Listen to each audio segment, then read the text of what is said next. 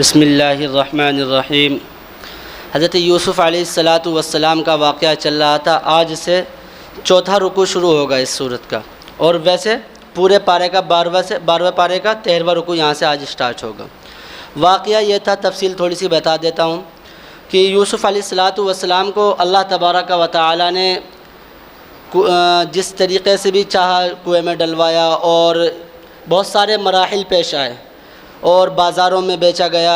عزیز مصر نے خرید لیا۔ جب عزیز مصر نے خریدا تو وہ اپنے گھر لایا۔ گھر لا کر زلیخا سے کہا کہ اس کی اچھی دیکھ بھال کر لو، ہم اس کو اپنی اولاد بنا لیں گے۔ پھر اس کے بعد اولاد بنا لیا۔ جب تھوڑے سے جوان ہو گئے تو زلیخا نے یوسف علیہ السلام کو اپنے نفس سے پھسلایا بھی، ان کو گناہ کی دعوت دی، کمروں میں بند کر دیا، اور یوسف علیہ السلام وہاں سے بچ کر بھاگ بھی نکلے ہیں۔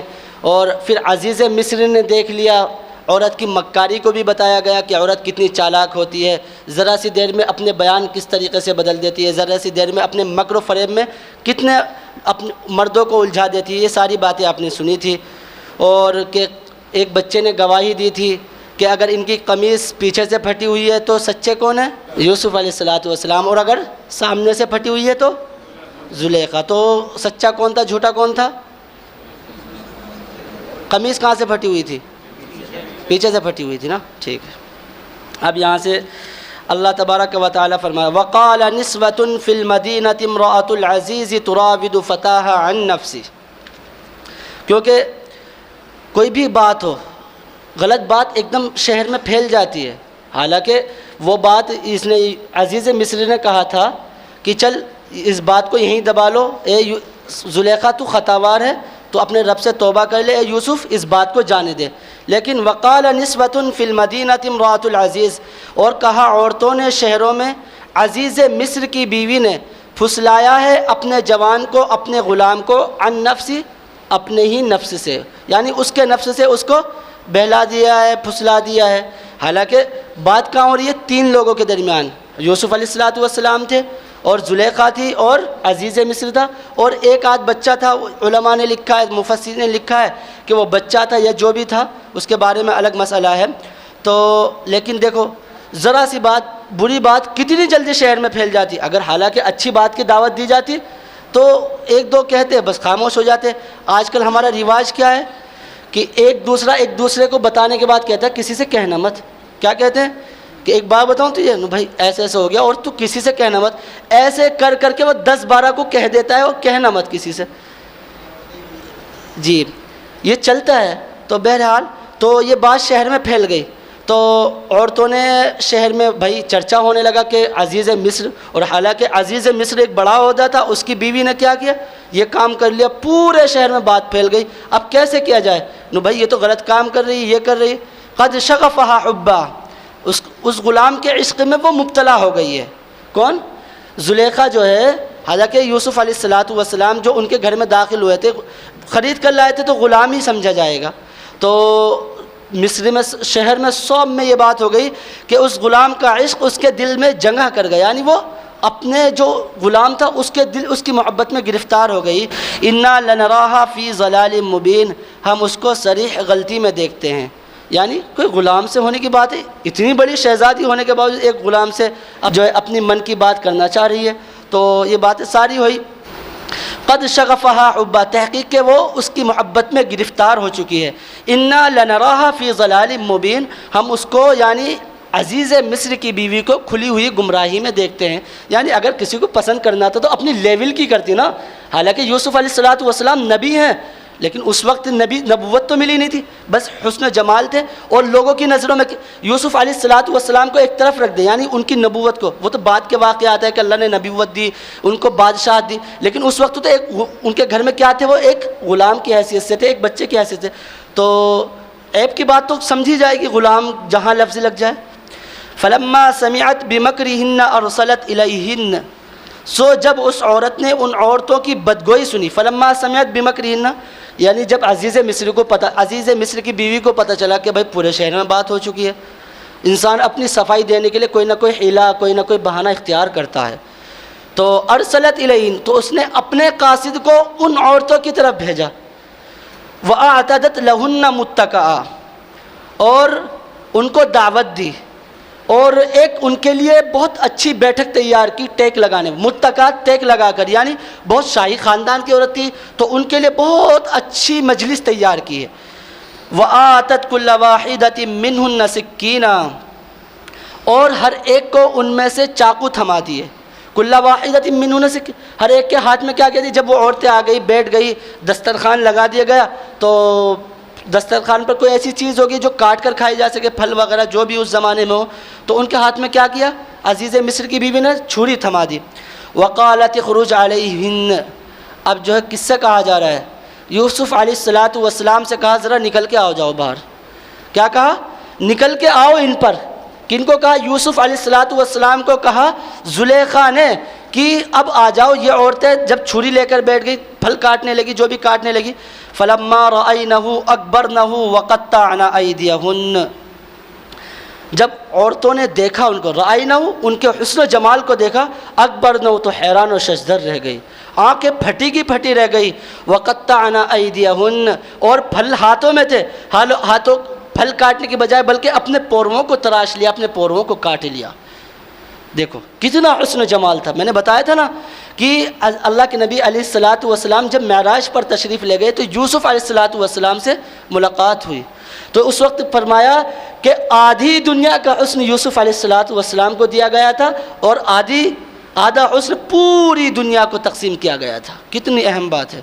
وَقُلْنَا حَاشَ لِلَّهِ مَا هَذَا بَشَرًا، جب عورتوں نے ان کو دیکھا تو کہا اللہ کی پناہ، ایک دم زبان سے نکلتا ہائے اللہ، ایسے کہتے نا جب کوئی عجیب سی چیز دیکھ لے، کوئی واو ماشاءاللہ نائس ایسے بولتے نا، تو وَقُلْنَا حَاشَ لِلَّهِ مَا هَذَا بَشَرًا، یہ حاشا للہ اللہ کی، سبحان اللہ کے معنی میں اللہ کی پناہ، کیا غلام ہے، مَا هَذَا بَشَرًا، یہ کوئی انسان نہیں ہے بھائی۔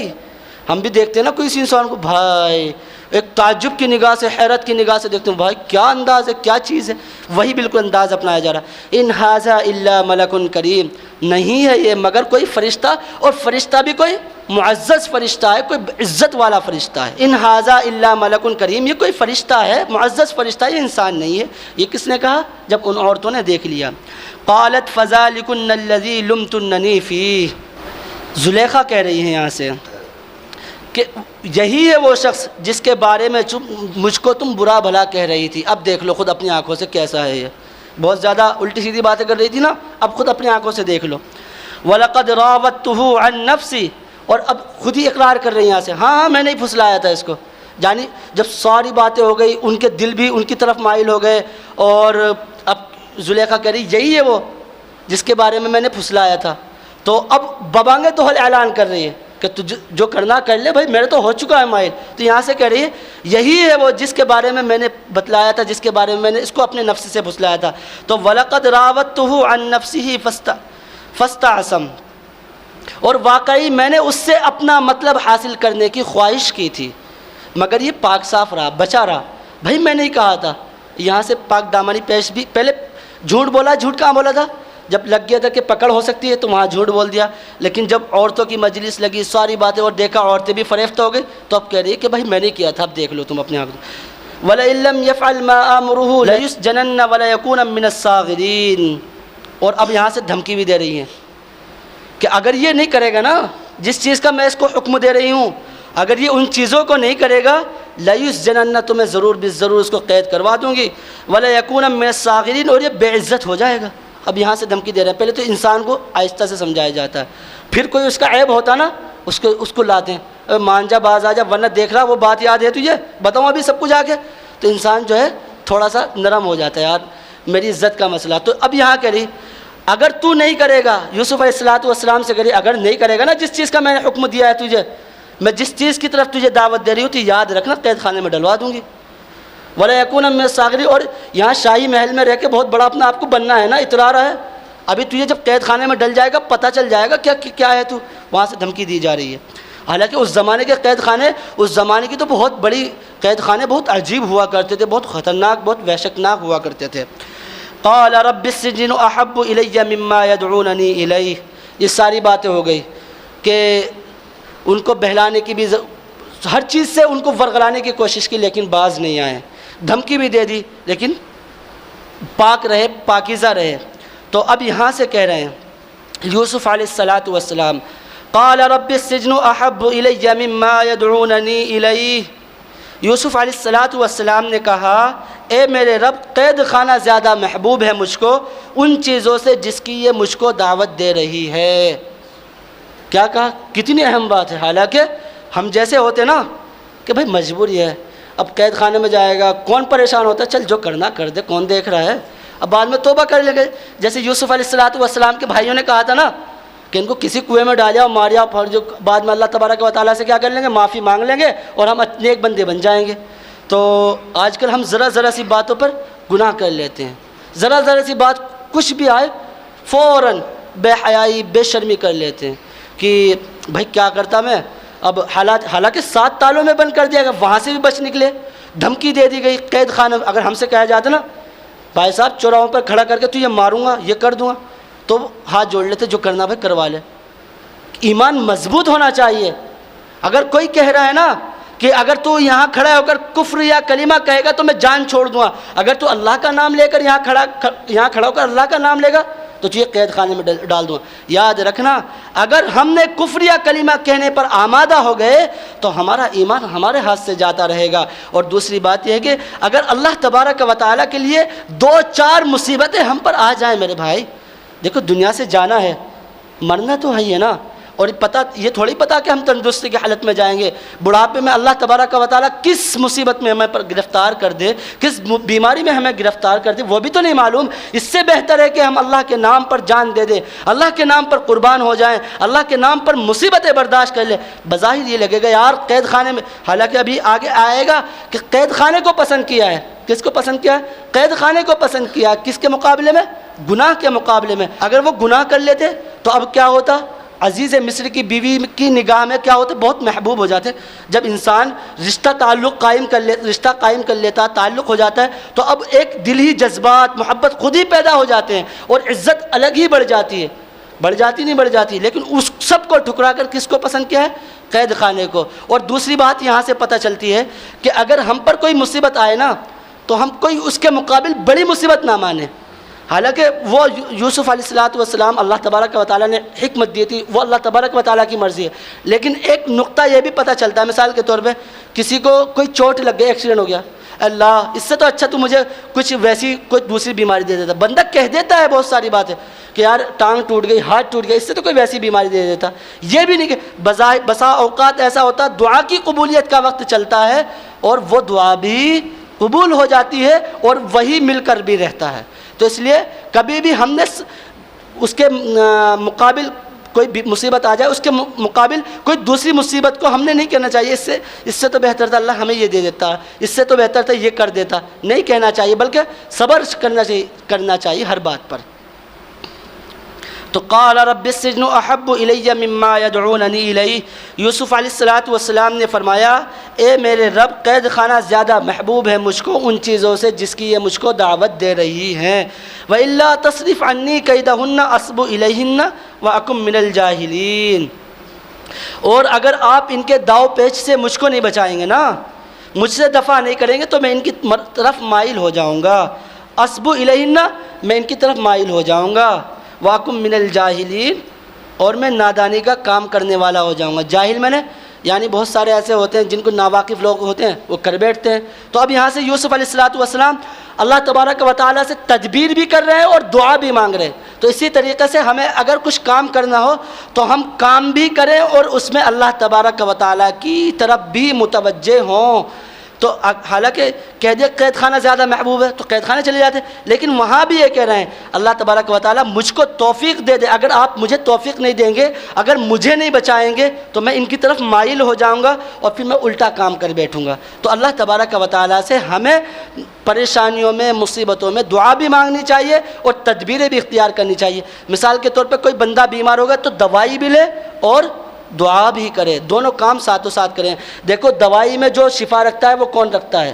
اللہ تبارک و تعالیٰ رکھتا ہے۔ بظاہر تو ایسا لگتا ہے دوائی کھائیں گے صحیح ہو جائیں گے، لیکن اللہ تبارک و تعالیٰ کی مرضی کے بغیر کوئی بھی میڈیسن، کوئی بھی ٹیبلٹ اپنا اثر نہیں کر سکتی۔ یہ بات 100% درست ہے۔ فَاسْتَجَابَ لَهُ رَبُّهُ فَصَرَفَ عَنْهُ كَيْدَهُنَّ، اب انہوں نے قید خانہ مانا تھا تو اللہ تبارک و تعالیٰ نے فاستجاب له، ان کی دعا کو قبول کر لیا، فصرف عنہ کیدہن، اور ان کے داؤ پیچ سے پہلے تو زلیخا اکیلی پھسلا رہی تھی، جب اس نے زلیخا نے سب کو دعوت دی تو ساری پھسلانے لگی، سب نے پھسلایا۔ علماء نے لکھا ہے پہلے تو صرف زلیخا نے پھسلایا تھا، اب جب ان ساری عورتوں نے دیکھا تو سب نے یوسف علیہ السلام کو پھسلایا ہے۔ تو جب اتنا سارا دباؤ، ایک تو گھر سے بے گھر ہے انسان، جب گھر سے بے گھر ہوتا ہے تو یہی بڑی بات ہوتی ہے، اس کو کہیں ٹھکانہ مل جائے، اس ٹھکانے میں وہ بہت ساری باتیں ایسے ہوتی ہیں دب جاتا ہے۔ ہوتا نہیں ہوتا کہ ہم کسی انجانی جگہ چلے جائیں، کوئی پوچھنے والا نہ ہو، اور کھانا کھلانے والا، پلانے والا، ٹھکانہ دینے والا بھی کوئی دوسرا ہو، اور اگر وہی دھمکی دینے لگے، وہی ہم پہ دباؤ ڈالنے لگے، تو انسان مجبور ہو جاتا ہے، یار چلو کر لو جو ہمارا آقا کہہ رہا، جو ہمارا مالک کہہ رہا ہے، چلو کر گزر، کیا جا رہا ہے۔ لیکن اس کے باوجود بھی دیکھو، اتنا دباؤ ہونے کے بعد، اتنی پریشانیاں ہونے کے باوجود بھی یوسف علیہ السلام باز نہیں آئے، بلکہ قید خانے کو پسند کر لیا ہے، اور دعا کی اللہ مجھ سے بچا۔ قید خانے کو پسند بھی کیا اور دعا بھی کی، اللہ اگر آپ اپنی توفیق نہیں دیں گے تو میں ان سے بچ نہیں پاؤں گا۔ فاستجاب له ربه فصرف عنه کیدہن، تو اللہ تبارک و تعالیٰ نے ان کی دعاؤں کو قبول بھی کیا اور ان سے ان عورتوں کے مکر و فریب کو دور کر دیا۔ انہ هو السمیع العلیم، بے شک وہ بڑا سننے والا اور جاننے والا ہے۔ بسا اوقات ایسا ہوتا ہے کہ ہم دعا کرتے ہیں کہ اللہ ہمیں یہ چیز دے دے، اللہ ہمیں مال و دولت دے دے، اگر ہر دعا ہاتھوں ہاتھ قبول ہوتی نا تو ہر کوئی دیندار ہوتا یا ہر کوئی بد دین ہوتا۔ کیوں ہوتا؟ بات سنیں، مثال کے طور پہ میرے پاس مال ہے، ہم دعا کرتے ہیں، ہم تو جلتے ہیں نا بھائی، ایک دوسرے کے مال سے جلتے ہیں، ایک دوسرے کے جو اگر اللہ تبارک و تعالیٰ اس کو عزت دے ہم جلتے ہیں، ایسا ہوتا ہے، تو ہم دعا کرتے ہیں اللہ اس کے مال چھین لے، اس کی دولت چھین لے اور مجھ کو مالدار بنا دے۔ تو آج وہ دعا کرتا، کل کو وہ دعا کرتا، تو اللہ تبارک و تعالیٰ وہی بہتر ہے، وہی جانتا ہے کہ کس کی دعا کو کب قبول کرنا ہے، ورنہ کوئی زندہ ہی نہیں رہتا بھائی اس دنیا میں، کوئی رہتا؟ دنیا پیدا ہوتے مر جاتے ہیں، ماں کتنی دعائیں دیتی ہے، بچپنے میں ہوتا کہ اس سے تو پیدا ہی نہ ہوتا، مر جاتا بچپنے میں کہ بڑا ہو کے یہ کر رہا، ہوتا نہیں ہوتا ہے۔ حالانکہ ماں کی دعا بچے کے لیے قابل قبول ہوتی ہے، ماں کو بد دعا نہیں دینی چاہیے، اس کا نتیجہ بسا اوقات ایسا ہوتا ہے جوانی میں جا کر اللہ تبارک و تعالیٰ وہ امانت چھین لیتے، اب روتی پھرتی ہے کہ اللہ تو نے کیوں چھین لیا، اللہ تو بچپنے میں ہی نہیں بد دعا نہیں دینی چاہیے۔ تو اس لیے اپنی گھروں کی عورتوں کو بھی سمجھائے، ہمیں اپنی زبان سے ایسے کلمات نہ نکالنے چاہیے جن کے بعد میں جا کر افسوس ہو۔ میں بتا رہا تھا اللہ تبارک و تعالیٰ بسا اوقات ایسا ہوتا ہے دعاؤں کو آخرت کے لیے رد کر دیتا ہے۔ جب بندہ آخرت میں چلے جائے گا، نامہ اعمال سامنے کھولے جائیں گے تو اس کے نامہ اعمال میں دیکھے گا کہ اس نے فلاں دعا فلاں وقت میں مانگی تھی، اللہ میں مجبور ہوں، تیرے سوا میں کچھ نہیں کر سکتا، تو آج اس کا بدلہ ہے، میں نے تجھے معاف کر دیا، سے مانگا تھا لیکن میں نے دنیا میں بدلہ نہ دے گا، آج آخرت میں وہ سارا ذخیرہ اکٹھا کر کے آج تجھے دیا جا رہا۔ تو بندہ کیا کہے گا جب آخرت میں اپنے نامہ اعمال کو دیکھے گا تو کہے گا کاش دنیا میں میری ایک بھی دعا قبول نہ ہوئی ہوتی۔ کیا کہے گا؟ کاش دنیا کے اندر میری ایک بھی دعا قبول نہ ہوئی ہوتی۔ اس لیے ہمیں اللہ کی رحمت سے مایوس نہیں ہونا چاہیے، بلکہ اللہ تبارک و تعالیٰ کی رحمت کی طرف متوجہ رہنا چاہیے۔ ثم بدا لهم من بعد ما رأوا الآيات ليسجننه حتى حين، پھر مختلف نشانیاں دیکھنے کے بعد ان لوگوں کو یہی مصلحت معلوم ہوئی کہ ان کو ایک وقت تک محدود رکھے، ایک وقت تک قید خانے میں ڈال دے۔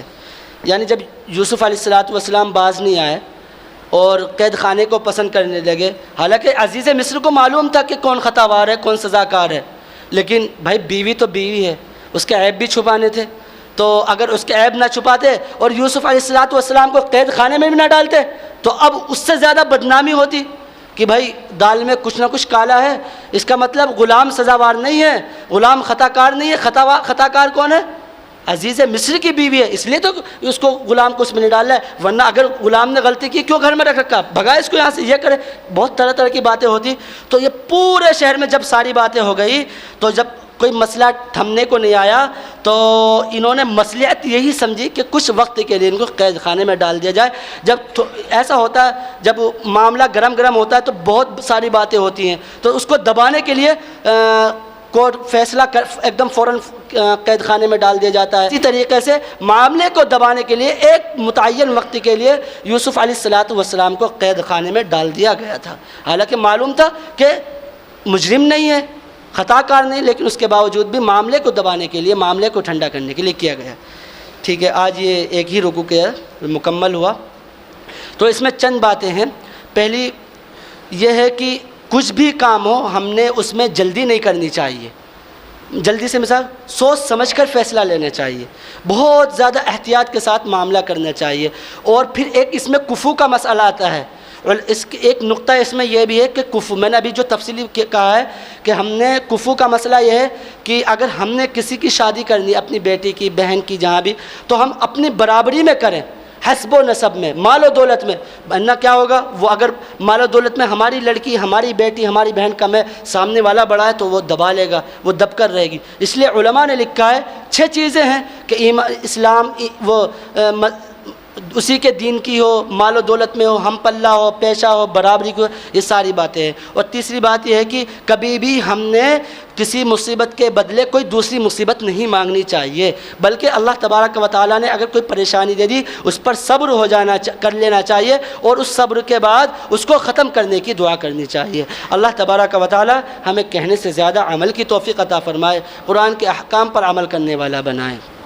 سبحان اللہ وبحمدہ، سبحانک اللہم وبحمدک، ونشہد ان لا الہ الا انت، ونستغفرک ونتوب الیک. سبحان ربک رب العزت عما یصفون، وسلام علی المرسلین، والحمد للہ رب العالمین.